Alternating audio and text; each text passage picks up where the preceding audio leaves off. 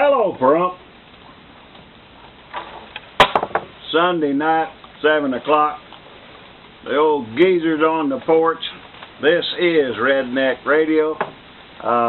We are experimenting tonight.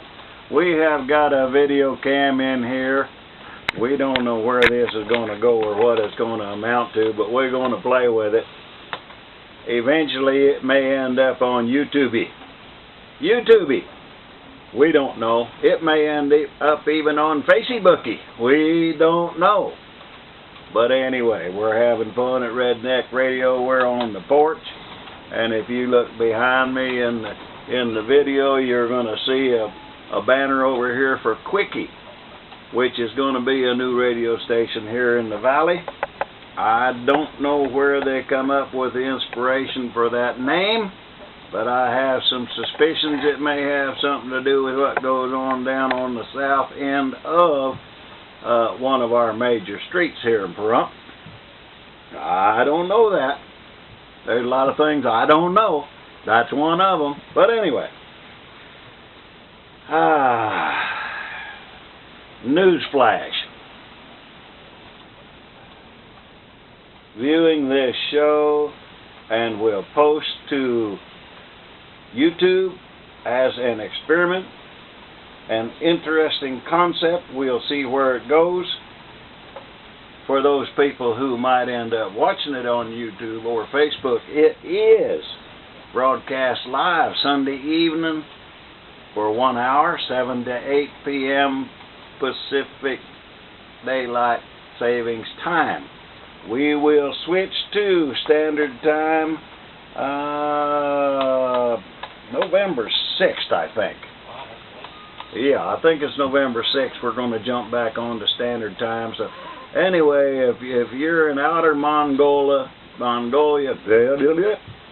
southern Bangladesh, on Machu Picchu, or any of the other real bright spots around the world, and you happen to see this video, well, it's what's happening. Pahrump, Nevada, 50 miles west of Las Vegas, halfway to Death Valley. Consequently, you can die from the heat to the west of us, or you can lose your shorts to the east of us. We have options out here, folks. I'll tell you what this is. This is a wonderful place for a tourist because we can fleece them, parboil them, entertain them. We have lots of options in the great state of Nevada. And at the end of homestead, you make them happy? Well, half of them. Now, we were going to have. There was talk of doing a Heidi Fleiss, the Hollywood madam, was. By the way, she lives here in Pahrump, and an interesting person, very, very interesting to talk to, very intelligent lady. She was talking about building a stud farm, which would have been the flip side of the brothel industry as we know it in the legal brothel industry, at least in Nevada. They were called prostitutes. Oh, prostitutes? Prostitutes. I think that was a case where only the young need apply. I don't think any of the sexy senior citizens probably could have got a job in that establishment, even though they probably would have liked to had one. Anthony, take a minute and tell me about this GoFundMe thing that you're doing. Folks, Anthony is the acting engineer in the control room here, and he has a show on this very same station called Fighting Corruption, and it's a pretty interesting show. And it's also currently it's on Facebook, is it not, Anthony? Yeah, it's actually, there's a Facebook page called Fighting Envy Corruption on Facebook. It backs up to Anthony D. Greco D. for Daniel. That's my personal. We have a YouTube channel, Fighting NV Corruption on YouTube. Everything is Fighting NV Corruption, so no matter where you go, they're going to get it. They're going to get my Gmail, is Fighting NV Corruption at Gmail. And now we have a GoFundMe page, which it has for around the world. We have GoFundMe.com/P/PXYH. Or, if the people know because they can hear us, it would be Fighting NV Corruption, and then GoFundMe, and then they would click on Corrupt and they could get it. And the reason why I started this was because of financial situations, that I could no longer turn around and take this monetary things for court on my own. And every penny that goes to GoFundMe will only go for court fees and legal fees. Nothing goes to me, not even for gasoline. And this is something that more and more people, because of my program, have turned around and called me after the program. Moms and dads worried about their kids in jail, saying that they're being set up and they can't fight it. Their public defenders are really not helping them. I have moms calling me, sisters calling me about the public defenders are not doing the right job. I went to one of the commissioners. He turned around and told me, please get the complaints in writing. I will do something about it. And this commissioner has always answered my questions, and if I ask him to do something, if it's legal, he does whatever he can to get it done right. Not that I ask him to do anything illegal, but, you know, I just want to put that out there. And we're working very hard to get some real justice in this community. Justice doesn't mean people get convicted. Justice to me is when you go to court, the truth comes out. That's justice. Bringing numerous charges on people just to make them plead guilty to one or two charges because they got 7 against them is ridiculous. Stacking charges should be a crime in itself. And I'm not soft on crime. There's a reason why we need to have jails and penitentiaries. But I don't believe that anybody who's innocent should get put in jail because they have a bad lawyer or an overzealous prosecutor. Well, I have to agree with that absolutely, and you know, unfortunately, around the country, the various courthouses and what are called justice centers, and in most cases, that is an incorrect term for them because the vast majority of them do not really provide legitimate justice. It's some places it's a whole lot better than here, but for example, some of the parishes in Louisiana, you are not going to get justice there depending on your ethnic background or your religious persuasion, or the fact that you may be the sheriff is the absolute law down there, and if you cross the sheriff, you will not get justice going forward. Everybody knows that. Justice here is a mixed bag, as it is most places. You can get a good go on one subject and have somebody else with a similar situation a month later get sent up the creek, so to speak, without the paddle. And nobody knows really what drives the different treatments of different people in similar situations, but it's seen all the time. So if there's no consistency, then that points up the fact that there's probably no justice either. Oh boy, did we cover that? Yeah, we covered that pretty good. I don't know if this camera picked up your voice. I'm told that it would have got some of it at least. So we'll hope for the best on that. And like I said, this is an experiment. We're playing with it. We're going to have a lot of fun with it. And if it works out well, fine and good. And if it needs to be improved, we'll look around and see if we can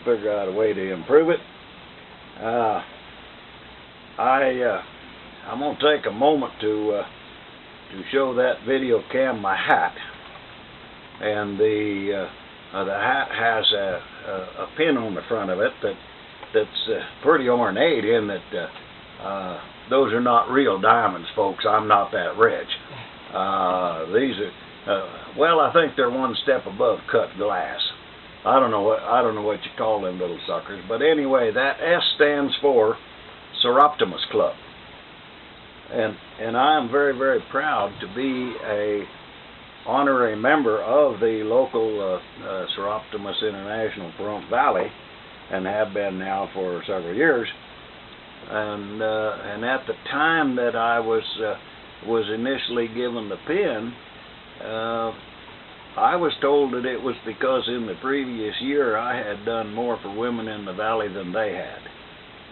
And the basis of that was I had teamed with the Seroptimus International group here locally to do a certified nursing assistant scholarship in honor of my departed wife, who loved medicine. And I'm very proud to say that we have completed 22 certifications. 4 ladies are in school right now. We'll end this year with 26 completions. And in talking with the Seroptimists, I told them we wanted to shoot for 10 a year going forward. This is fully managed by them and fully funded by me. We're having a ball doing it. The scholarship pays for their tuition, their books, their certification testing. They get a nice pair of shoes. They get 5 sets of scrubs, and we're open to doing more if it has to be. So I'm very proud of that, and to fund that, I bought some old shack tore up houses that was when the market was pretty flat, and through a little diligent effort, we got them repaired and up, and then I get a twofer out of this. I find somebody that needs a house, and for some reason or another can't go out into the regular housing market and buy a house, and they don't have to have any credit checks or a thing if they're good, honest people and they work and they're trying to make a better life.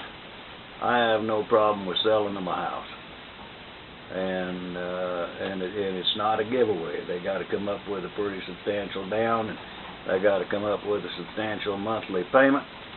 And I'm going to bite them at 8% interest, and I'm going to hit them with some serious prepaid penalties so that they can't just get in and take it for a free ride. The beauty of this is the very first house that I sold, those people had been paying for 10 years approximately $1,200 a month for the apartment they had, duplex, and the power, the utility bill, and that'd been costing them about $1,200 a month, and they'd lived there 10 years. I put them in a 3-bedroom house. It was nicely rehabbed, somewhat landscaped, fully fenced, and their total monthly tab $950. Power and payment, so they're $250 more into their pocket. But here's the punchline: that house, from the day of the initial contract, only needed 6.5 years to be paid for. Those people have already been in there 3 years. They have another 3.5 years to go, and they own that house lock, stock, and barrel. And I've sent some ladies to school based on the income from that house. Now, if that is not a win-win, I don't know what one is. I wouldn't be able to recognize it if that's not a win. And I'm very proud of that. I think I'm a little irritated that there's a lot of very well-to-do people in this world. Some of them are absolutely filthy rich, And they got that way by being crooked, scoundrels, scammers, and they're all only for themselves. They don't do anything at any time for anybody. And I'm going to tell you that I just describe better than half of the politicians in this entire country. There are very few politicians that come out of office broke. Many of them are broke when they go in office. Very few of them are broke when they come out. I think we need more of what's going on in Chicago. Quite a few of the ex-officials in Chicago are now making license plates. We have similar things going on in New York State. There's a concerted effort back there in New York State to ferret out these crooked politicians and give them some free room and board down at the Gray Bar Motel. And I think that's absolutely fantastic. And I'll get off of that subject.